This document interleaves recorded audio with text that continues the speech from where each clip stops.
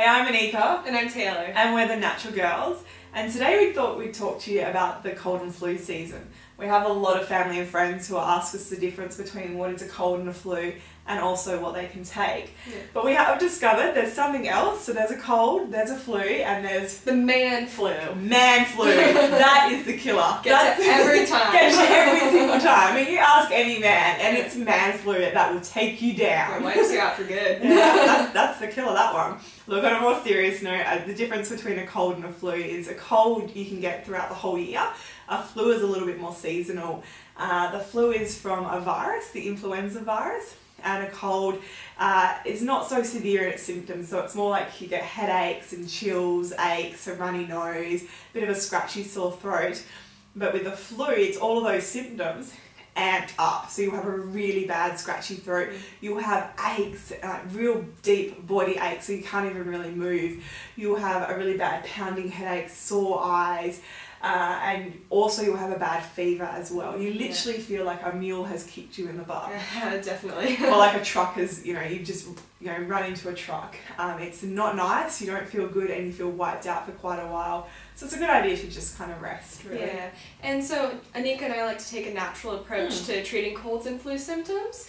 Absolutely. So as opposed to taking the cold and flu tablets, we sometimes turn to herbs, and two of the herbs that are quite popular on the market right now are astragalus and andrographis. You'll find them popping up in health food shops and in chemists even. They're in a lot of products right now, but I think people get confused on when and how to take those two.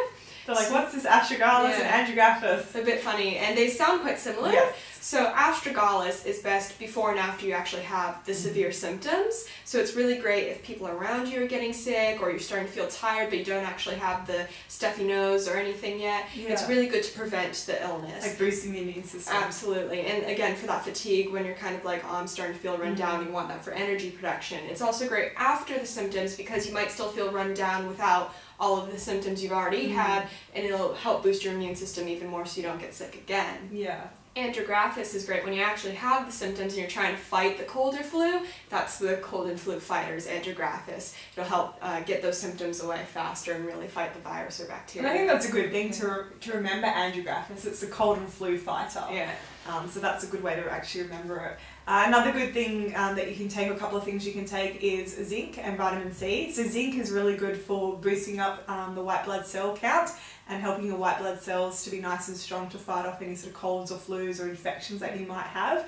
Also great for your skin and your hair and just immune system and general health and well-being. And then vitamin C is probably my favourite vitamin. I love vitamin C because it's such a great antioxidant, but it's also really good for the immune system. Loaded up. So for a healthy sort of fit adult, about 8,000 to 10,000 milligrams a day. I know that sounds like a lot because most people have about, what, 2,000 milligrams? Yeah, recommended a dose on a thing is about up to 2,000 Yeah, but you can load right up until about bowel tolerance. So when you start getting loose bowels, then bring the dose back down. And again, only really do this for a couple of days while you're unwell, and that will really hit the immune system and fight off those infections. Yeah, and then for me when I'm sick, my biggest thing is we live in such a fast-paced, hectic society. I have to smash the cold and flu tablets and get back to work tomorrow, but sleep. Sleep! Who doesn't love sleep? I love sleep. Take the time out to sleep. Yeah, take that day or two off work, especially because people don't want to be surrounded by someone with a cold or flu. If you can afford to, and you should be able to afford to because this is your health. And ultimately, it could be the difference between being sick for a couple days and being sick for a couple weeks. Yeah. Because rest is so important. Another thing I like to do when I'm sick is to just eat very simply, because again, when you're resting and you're sleeping, you're not eating anything. Your body's only focusing on boosting its immune system and attacking any of the foreign. You take the pressure off the digestive system if you eat more like soups and have more liquids. Yeah, the easier things are to digest, the less your body has to focus on that, and the more it can focus on fighting the cold and flu. Which is what you want to be doing. So rest is really important. Vitamin C, zinc, having lots of soups. Some people really go for the chicken soup with the broth and the bone marrow in there as well. And then the andrographis and astragalus. There's lots of herbs you can take. There's lots of vitamins and minerals. But do what's right for you, and then just really rest up and make sure you avoid the man flu. Yeah, don't catch that it. One. Yeah, just steer clear of man flu.